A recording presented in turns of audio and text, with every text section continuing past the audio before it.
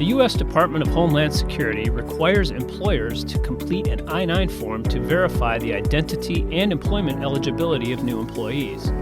There are 3 parts to the I-9 form. The employee completes the first section and may have assistance from a translator or preparer.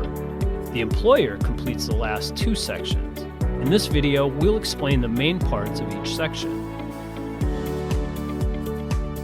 In this section, you provide your personal information, such as your address, telephone number, birth date, and so forth. You are also required to declare whether you are a U.S. citizen or have the legal right to work in the country.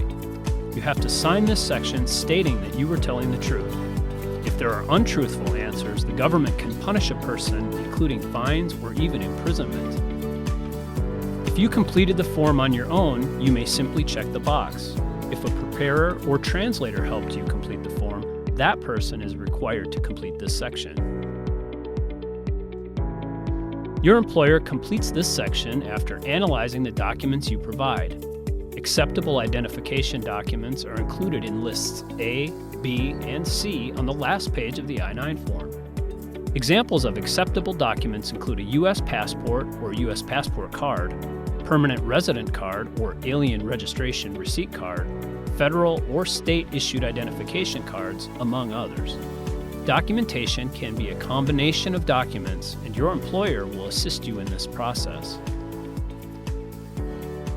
This section is completed by your employer in the event that you are returning to work at a company or re-verification is required for some reason. Generally, you and your employer complete the I-9 form one time early in the process of starting a job. For new employees, the I-9 specifically states employees must complete and sign Section 1 of Form I-9 no later than the first day of employment, but not before accepting a job offer.